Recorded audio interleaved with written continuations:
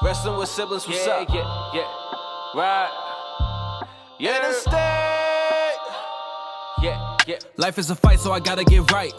Can't have my back on the ropes. Never. This for my sister and bro. I swear that we'll make it, that's all that we hope. Life is stone cold. Get hit with a sinner, that's all that she wrote. The world that we live in has made me cutthroat. I started rapping about life just to cope. Now I spit fire like Ricky Steamboat. Straight from the bottom, got so much to gain. I had to grind just to build on my name. People call me champ, I'm feeling like Dwayne. I laid a smackdown, here comes the pain. Welcome to a brand new episode of Wrestling with Siblings. I'm your host, Araceli, and this is my co-host, Armando. Hi guys, I'm Armando and welcome to Wrestling with Siblings. Let's get started with the Survivor Series review, and this year they were over in New York City. Definitely one of the most exciting pay-per-views of the year. Why? Because you get Raw versus SmackDown. Brand supremacy to prove who is the best brand, and not only that, bragging rights. So definitely one of the best pay-per-views of the year that I always look forward to. 100%. This is for sure one of my favorite pay-per-views, and it's also one of the big four. But let's get started with the opening match, and it was the kickoff match. It was none other than Nakamura versus Damien Priest. And right off the bat, Nakamura walked in with the advantage. Why? Because he had an extra body and an extra brain, and that was Rick Booth. Obviously, he knew that Damien Priest was going to get distracted with Rick Rude, and sure enough, that's what ended up happening. Throughout the match, Rick Rude was playing his guitar, and that kind of seemed to bother Damien Priest, and that kind of threw him off his game. But other than that, Damien Priest brought the fight to Nakamura. I don't think Nakamura was expecting that kind of fight. He was expecting the older Damien Priest, not this newer, which he's more aggressive.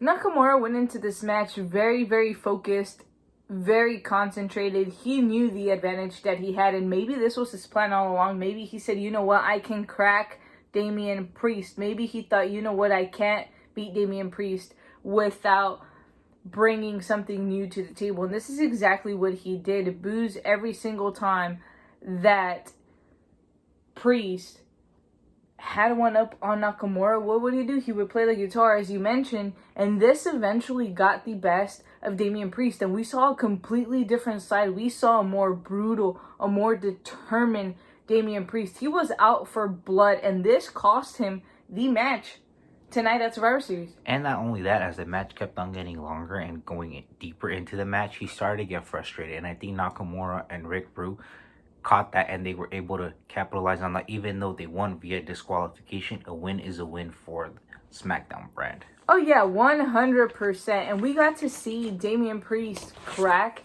He literally broke Rick's guitar, and from there, it was endgame. I think this is going to be a turning point for Damien Priest, and I'm going to like this new Damien Priest. I'm going to like to see where he goes next and what he's going to do to get a victory. Or even if he's determined to get wins, I think he's just going to go out and destroy his competitors moving forward. I think Damien Priest is evolving into a new personality, so we'll see where that all ends up playing out. I'm starting to like this new personality, this aggression that you see, this fire in his eyes, so we'll see where that leads him up to. 100%. All right, let's move on to the opening match of the show, and this was probably the most anticipated match of the night, and to me, this was a show stealer. This is a very, very personal match between two best friends, Charlotte Flair and Becky Lynch. Definitely have to agree with you on that one. I was definitely looking to this match. Why? Because Becky and Charlotte made this personal.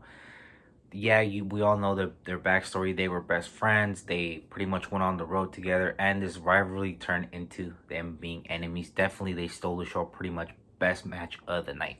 100%. Right off the bat, they didn't waste any time. They were both out to hurt each other, and you can see the anger, the determination to prove which woman is the best. Keep in mind, a big part of why Becky Lynch became the man was because of Charlotte Flair, because of her feud with Charlotte. And Charlotte, obviously, the best of her is brought out between the competitors that know her the best, including Sasha Banks. And part of that is Becky Lynch. And every single time Charlotte went for a moonsault or for a move, Becky was able to counter that. And this also comes from her knowing Charlotte Flair super, super well. And like we mentioned before, this is what I like about having matches where these two competitors known each other for years, because you have to bring that new offensive, you have to bring that new aggression, and they bring out the best of you. Why? Because your opponent already knows what you're going to bring to the table so that new offense always comes into play.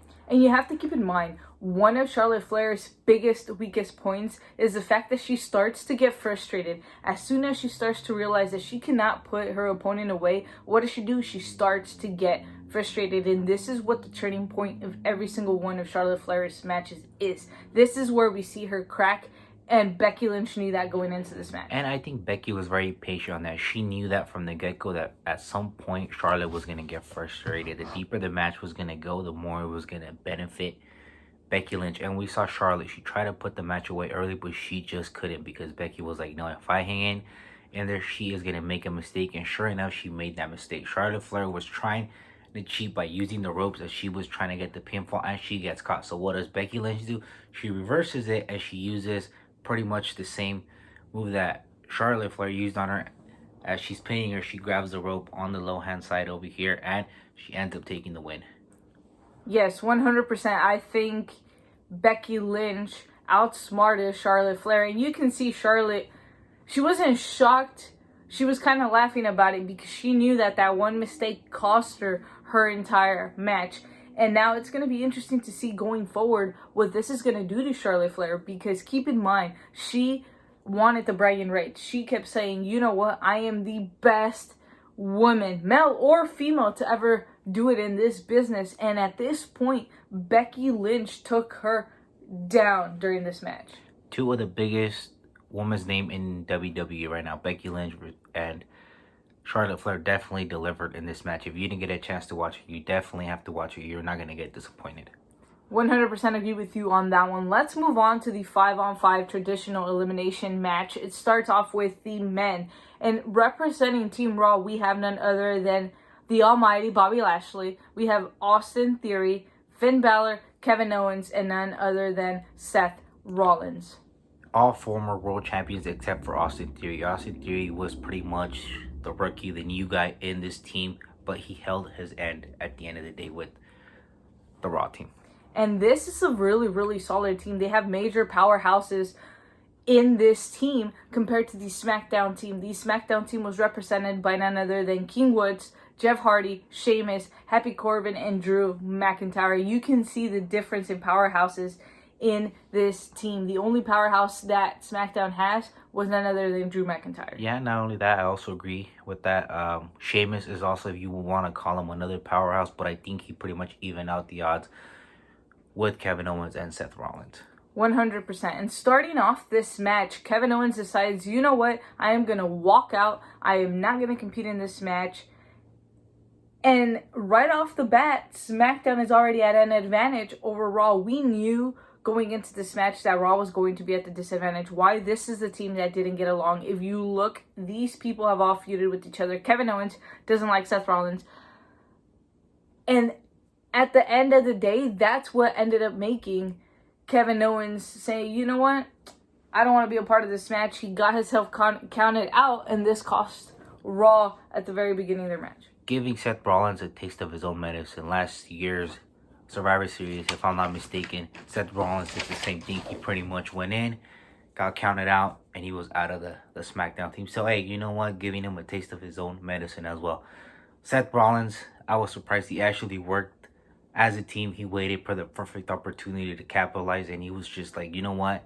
I'm going to keep calm. I'm going to bring it home for Raw, and he pretty much ended up doing that. Yes, we knew the pride that he takes being a part of Raw, and he definitely proved that with this match. But you have to give credit where credit is due for Team SmackDown. Team SmackDown went in very, very prepared, and Drew McIntyre really let his emotions get the best of him. I feel like if that wouldn't have been the case, he probably would have been the sole survivor for Team SmackDown. But he let his emotions get the best of him as he faced Bobby Lashley, and they both got counted out. I agree with you on that one. I think those two guys were going to be the game changers in the Survivor Series match. They did let their emotions get to them. They completely forgot about the match, and they wanted to prove to each other who was the best. And unfortunately, they got counted out. I was actually very surprised that King Woods didn't make it as far as I thought he was going to make it. But major props to Austin Theory, who was, I believe, in the final two, if I'm not mistaken.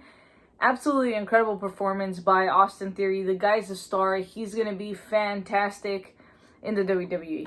Yeah, I felt the experience factor of not being in a Survivor Series match played a huge role, but other than that, he did do a pretty good job at going as far as he did. And him not being a part of a Survivor Series 5-on-5 match before did give him some sort of advantage because he had some really good mentors. He had Seth Rollins, he had Finn Balor, he had Kevin Owens, who didn't even participate in the match. He had quite fantastic mentors going into this match, and it really, really showed the knowledge that he brought into Team Raw. I have to agree with you on that. Jeff Hardy being the last one in the SmackDown Survivor Series team, which, you know, he wrestled his heart out and he ended up being short against Seth Rollins. Yes, 100%. I'm very, very impressed with the performance of Jeff Hardy. Knowing everything he's capable of in the career that he's actually had, very, very impressive. Honestly, I didn't see him going that far. I thought maybe the last man standing was going to be Drew McIntyre, but that was not the case. Looking forward to seeing what Jeff Hardy is going to be doing in the near future. Continuing on Jeff Hardy, I was actually surprised that he worked with Sheamus for a portion of the match together, because I was like, okay, these guys feud in the past, they've had history, it's going to come back and haunt him, and for a period of the time they were actually working good. But sure enough, what happens? Austin Theory eliminates Sheamus gets upset and he takes it out on Jeff Hardy, and I think that's what kind of cost Jeff Hardy the match, because that kind of threw him off his game. I agree, and this is where Seth Rollins does what he does best. He sees that opportunity. I mean, we've seen him. He pulled up the heist of the century back in 2015, and at this point, you know what? He saw his opportunity, and he completely took advantage of that, taking Team Raw to the victory at Survivor Series. Finn Balor was another one that I thought that was going to go all the way, and if anything, I thought he was going to bring it home for Raw, but he ended up being short. He had great opportunity. Yes, he had a fantastic opportunity going into this match. I think he's had some great momentum. However, knowing his team, I think he wasn't really focused. I think he wasn't truly there. If he would have been truly there, I think we would have seen a different outcome to this match other than Seth Rollins winning and bringing it home for Team Raw. Alright, let's move on to the 25-man Battle Royal. Very, very interesting. We had 25 men pretty much honoring the legacy of The Rock. Right off the bat, Omos starts eliminating a whole bunch of people, and I think this is where everybody messed up. Right at the very beginning of the match, they should have taken that guy out. He is the biggest threat in this match. They didn't take him out, and unfortunately, he ended up winning. Well, fortunately for him, he ended up winning. Unfortunately for the rest of the talent, they all got eliminated by Omos. Yeah, I think it was a bad decision on the roster not to eliminate the bigger man. If you eliminate the bigger man, you have a greater chance of winning and getting rid of your biggest threat. And when they actually tried to eliminate him, it was only 4 superstars, and that wasn't enough to get the big man out. That definitely wasn't enough to get him out. But brilliant strategy by AJ Styles. What does AJ Styles do? And this is why he is considered one of the best wrestlers in the world, using a brilliant strategy. Is standing right outside, and he's just there hanging out, waiting for Omos to do the entire destruction. He was a fresh AJ Styles as soon as he went into this match, and unfortunately he got eliminated by Omos, but at the end of the day, a win for Omos is a win for AJ Styles. That is correct, but hopefully AJ doesn't take this personal, because the way it looks is that AJ wanted to win and be like, you know what, Omos, me and you're going to be the last two. Why don't you just go ahead and jump out and I win? And going back to what you said, if I win, you win. So we'll see. I mean, huge victory for Omos. We'll see where that leads up for Omos. Yes. All right, let's move on to the Tag Team Championship match. RK Bro representing Team Raw and the Usos representing Team Smackdown. I thought that the Usos were going to take this one home just because of all the experience that they had. I mean, in my point of view, they're one of the best tag teams in the WWE right now, if not in history. And I mean, they face the best tag team in the world. Yes, I think the biggest advantage that they have is that they have been together since birth. They work very, very well together, but I feel like they kind of underestimated RK Bro. Yes, they haven't been together for that long, but these teams have learned to work very, very well together. And I feel like if it wasn't because of Randy Orton's experience and the type of matches that he's been in, I really do believe the Usos could have taken it home from Team Smackdown. Yeah, I think Randy Orton is pretty much mentoring and carrying Riddle in this tag team partnership that they formed. And not only that, but they have momentum. And that momentum, they were able to carry it into this match. And they did a phenomenal job beating the Usos. And you have to keep in mind, the Usos are under a lot of pressure. The reason why they're under a lot of pressure is because they have to please Roman Reigns, the tribal chief. He hasn't lost. He's been undefeated for, I believe, 451 days. Now imagine the pressure of coming into SmackDown on Friday and saying, hey, we lost to Team Raw at Survivor Series. That amount of pressure, I could only imagine what that's like for the Usos. And I think that was also an advantage for RK Bro, and they completely took advantage of that. Interesting. I want to hear what Roman Reigns has to say about the Usos losing against RK Bro. I can tell you he's not going to be happy. He's definitely 100% not going to be happy with the Usos.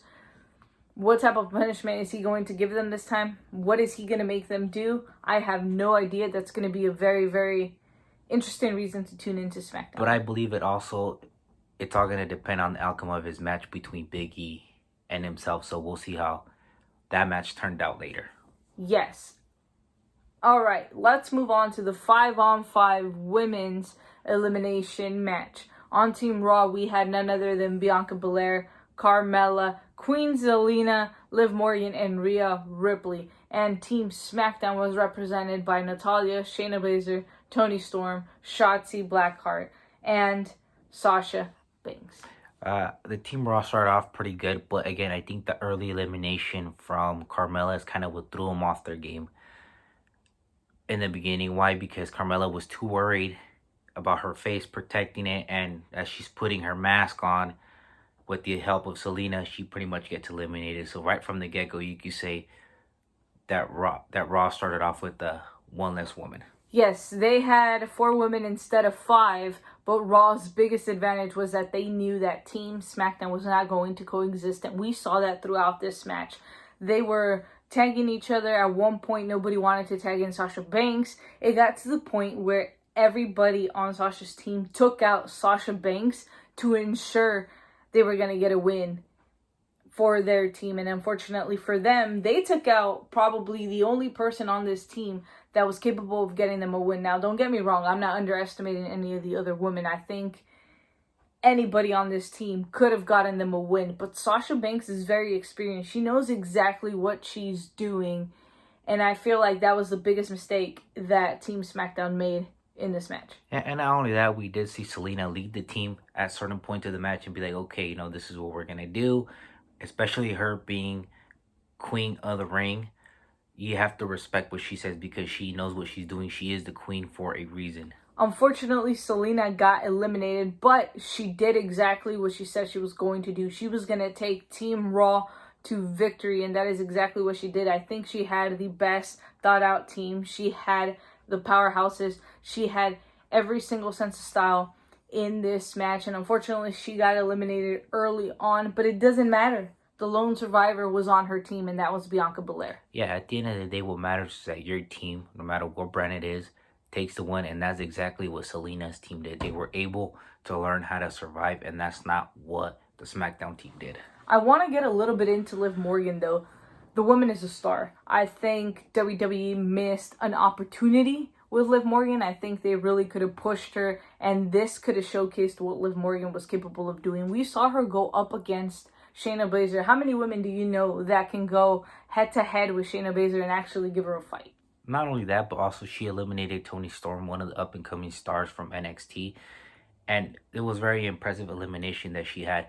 I thought Liv Morgan was going to be pretty much the lone survivor. Yeah, probably she wasn't going to take it for Team Raw, but she was going to be there holding it down, fighting with her heart, and unfortunately she got eliminated. Yeah, unfortunately she got eliminated, I think, a little too early on, but she definitely proved what she was able to do during this match. Same thing with Shotzi. I think Shotzi's also going to be a superstar that you have to keep a very close eye on. She is coming after Sasha Banks, and she made it very, very clear tonight at the Survivor Series match that she is not going to stand for anything Sasha has to do. And what other way of making a name for yourself than going after the biggest person, the biggest star on your brand, and that was being Sasha Banks. And I think that's where the SmackDown team pretty much fell as soon as Shotzi and Sasha started to put their egos first, and that's when the team started to fall, because Sasha tried to go in the ring and then Shotzi pulled her, and then here comes Natty, so the egos pretty much got the best of them, and I think that's where the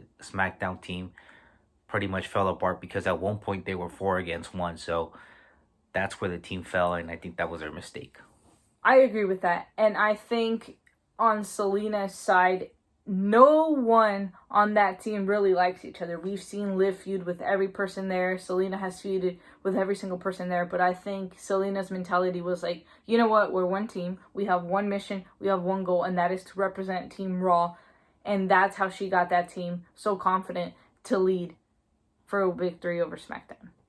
Agree. All right, let's move on to our main event. This was also a fantastic match.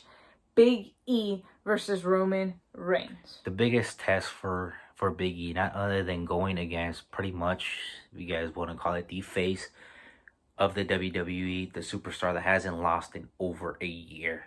So this was going to pretty much put Big E up there where the big names are. And let me tell you, he hung with Roman Reigns. Did I see Big E beating Roman Reigns? No. The reason why I say that is, you said it. He hasn't lost in over a year. I believe he's been champion for 451 days. That is a major accomplishment. And right now, Roman Reigns is at the top of his game. He is the best he could possibly be. And to be completely honest, I don't think there's anybody on the roster right now that can take that championship from Roman Reigns. And not only that, his confidence is through the roof. Not only because he does what he does in the ring, but because he's got the Usos. If there would have been a point in this match where Roman was going to be struggling, or he saw himself in trouble, he knew that the Usos were going to come out here and give him that support that he needed. So again, he's got the biggest advantage. Why? Because he's got the Usos.